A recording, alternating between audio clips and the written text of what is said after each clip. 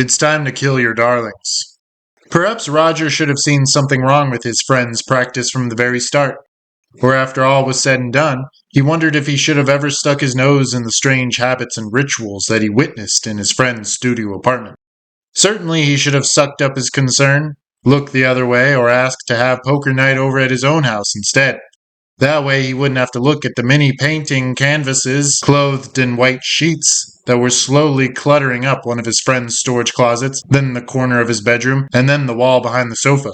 Roger spent a lot of his time staring off into the corner, hoping that his friend Jeff would follow his gaze and finally take the hint for what it was.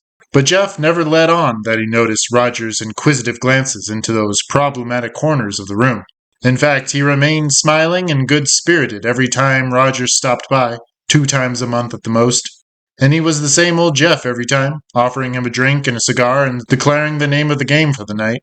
Jeff never delved too deeply into Roger's personal life, as if he knew that might discourage any further discussions into his own day-to-day. But every time Roger arrived, there would be another new painting, or more, added to the collections in the corner.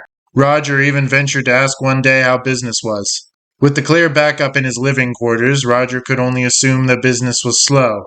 But Jeff could only assure his friend that it had never been better, and he was pulling in new clients that needed graphic design work for their companies. As puzzling as this was, and even though he should have been relieved to find his friend doing so well, he couldn't shake his feeling of dread every time he looked past his friend's shoulder and laid eyes on the pristine sheets, hiding their unknown masses, like cadavers laid out on their slabs in the morgue to mask the horror of it all. Finally, Roger had had enough of the runaround and asked him flat out why there were so many unsold, sheeted paintings crowding his space. And this was after perhaps 4 months of holding his tongue. Without looking up from his hand, Jeff sneered. "Oh, those? They aren't for sale. I may do something with them someday, but for now, they're serving their purpose right where they are." "Untouched and under sheets, serving as a fire hazard, you mean?" Roger shot back. Jeff chuckled, but still did not meet his friend's gaze, chewing absently on his overgrown mustache hairs. "I paint a new one every few days or so, always of the same few scenarios. It's important for my old, superstitious head." "You can't just leave me hanging there," Roger almost snapped, forgetting his poker cards for the time being. Jeff sighed and finally looked across the table, but his eyes seemed to be gazing past Roger to study the untouched easels in the corner behind him. "Ever since I was a kid, I had it in my mind that if I imagined the worst thing that could happen, it wouldn't happen. Have you ever had one of those dreams, before a big interview or test, where you completely bombed or failed?" Roger nodded but did not say anything more, as not to distract from his friend's story. "I think it's a healthy defense mechanism of the subconscious, where if you live out the worst-case scenario, it's likely to not happen, because you're prepared for it, in a way. It's only the most unexpected events that are the most horrifying. So I've attempted to think up all the worst things that could ever happen, to hedge my bets. I've painted these events, really solidified them in my mind, and knock on wood, none of them have come to pass.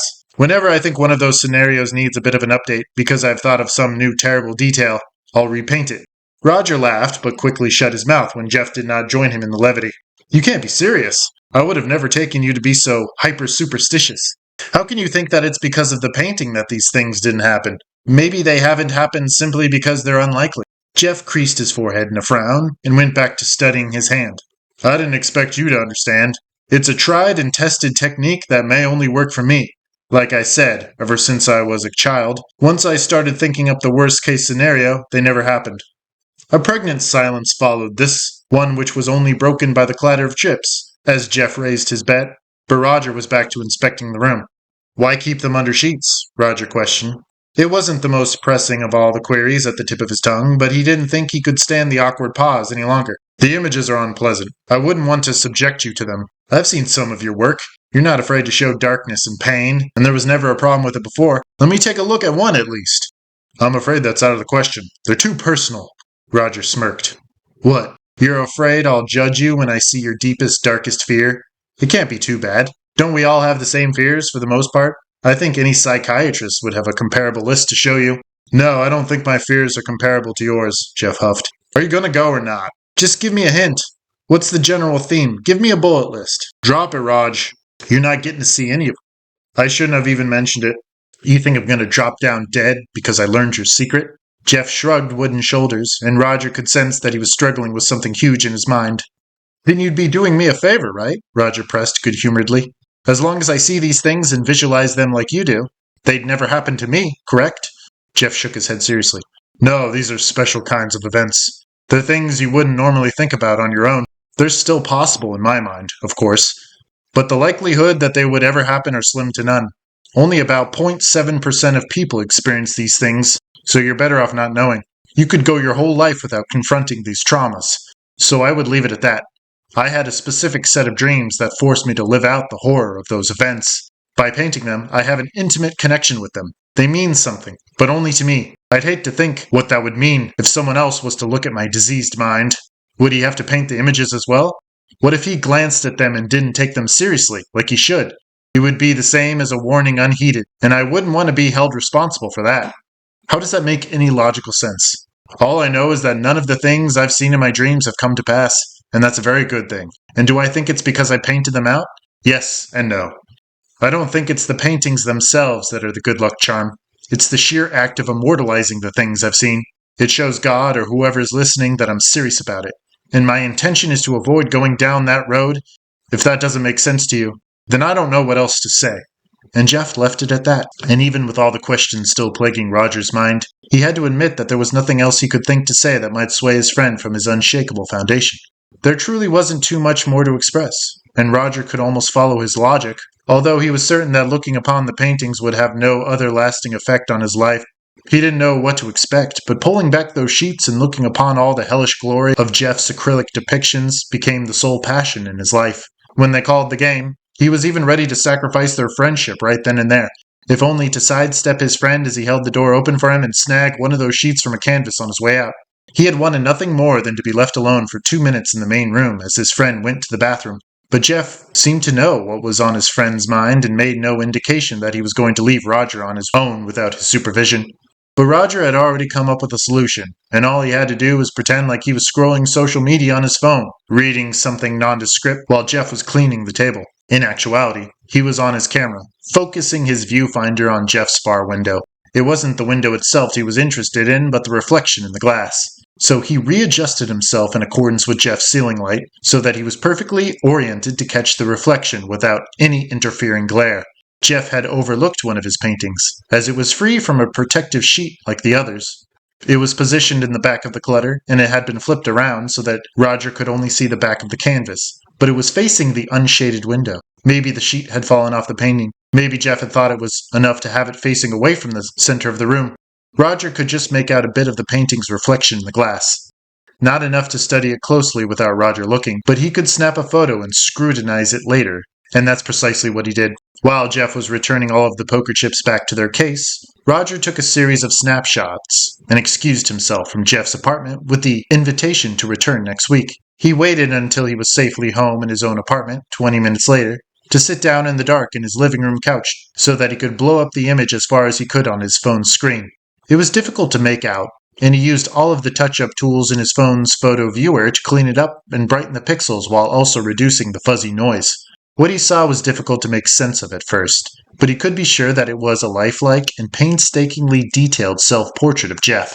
Roger would have been impressed with the lifelike reality of the painting if it wasn't for the strange orientation that seemed to leave a lot of empty space at the top of the canvas. He wouldn't think that a professional artist like Jeff would have made such an oversight until he realized that what he thought was empty space was simply the shoulders and neck of a figure. Once he understood what he was looking at, there was no unseeing it, and he could finally be sure that it was indeed a self-portrait of Jeff. But his friend's eyes were blank and his mouth was slack. In his portrait, Jeff was holding his own severed head.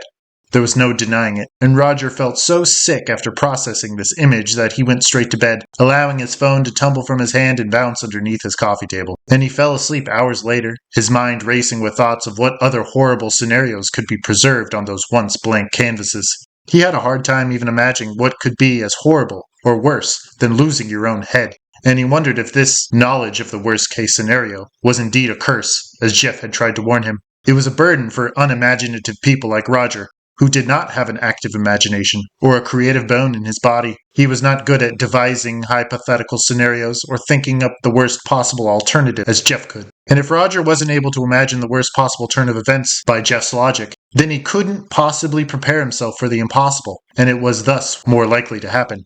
He even heeded Jeff's warning and flipped to a blank page in one of his New York Times best-selling hardcovers to sketch out a quick reinterpretation of what he saw reflected in Jeff's apartment window. It was more of a stick figure than anything, but it communicated the overall gist of the sentiment. He wondered if it was good enough to ward away the bad omen, and he figured it would have to do. Still, it opened up a wide door of infinite, unimaginable interpretations that all clashed so violently in Roger's mind that they prevented any of their interpretation. He could not think what other unexpected things might plague him in the coming days, and he wanted to call Jeff in that moment there after midnight to demand that he reveal what other events he had immortalized. But he fell asleep out of sheer exhaustion from running his mind ragged with worry. And he dreamed that night of barging into Jeff's studio and ripping the sheets from every canvas he could get his hands on, revealing paralyzing images of giant spiders with legs as tall as the ceiling, fiery combustion of the body, sinkholes opening up and swallowing houses, asteroids falling from the sky, collapsing rooftops, and blackened tornadoes tearing through a neighborhood. But the most terrifying image of all was the self-portrait of the decapitated head in Jeff's arms. And in the dream, Jeff came out of the closet, headless and square-shouldered like the painting, and his head rocked back and forth in the swing of his forearms, his milky eyes roving madly and mouth jeering. He did not sound happy to see Roger, and he hissed at his longtime friend. The voice that escaped his lips mimicked the release from a deflated tire, and all of his words ran together like a sped-up recording, with all the pauses cut out. Only my pure mind was meant to capture and hold such raw terror. Your chaotic mind could only add oxygen to the fire, and now both our lives will burn. And Jeff dropped his own head to the hardwood floor with a window-rattling bang, and Roger burst up from his sheets screaming when the head began to roll his way at an alarming speed, Jeff's teeth gnashing. As soon as he was fully awake, the first thing Roger did, barely registering the early AM hours, was call Jeff on his cell phone, but his friend did not answer. He couldn't help but carry the indescribable dread drummed up from the dream into his waking life, and it was not something that was easy to shake. He rushed to his front door and pulled it open, remembering his shoes and backtracking to the back door so that he could retrieve his slippers there. And when he rounded the back into the kitchen to select his car keys from the ring that he had almost forgotten, he grinded to a halt there on the cold linoleum, his slippers still in his hands, as his front door had just slammed by itself. And it wasn't a gentle close that his door would sometimes do, as his door hinges seemed to be loose enough to cause even the slightest of breezes to catch it. But there was no dramatic wind in the apartment complex hallway outside that should have slammed it with that much force. And were those heavy footsteps now thundering across his hardwood toward the kitchen? Whoever it was would have to pass through the doorway at the far end of the room, separating the living room from the kitchen, to confront Roger where he currently stood, dressed for bed and shoeless. A sick part of him wanted to remain where he was so that he could look at the unnamed horror in the face, as Jeff had done in his own dreams. But he ultimately retreated into his bedroom when he saw the thing's shadow on the wall, growing in length with the intensifying sound of thundering feet, and it shared the same square and empty shoulders as Jeff's self-portrait. Roger shut his door, locked it, and pushed his desk against it as a blockade, just as something as colossal and heavy as a battering ram bounced off the other side. It caused a reverberation that sent Roger sprawling out across his bedroom carpet. There on the ground, he whimpered and curled into a ball as the unstoppable force smashed into the door again and again.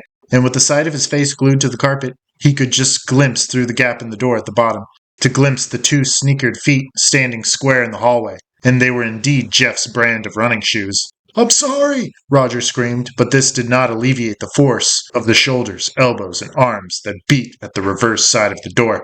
"Please! I'm sorry I looked! You gotta believe I would have never—" And something large and round collided with the floor between Jeff's shoes, and it rolled perfectly in place like a bowling ball so that a single staring, bloodshot eye and half of a dripping mouth could be seen through the crack.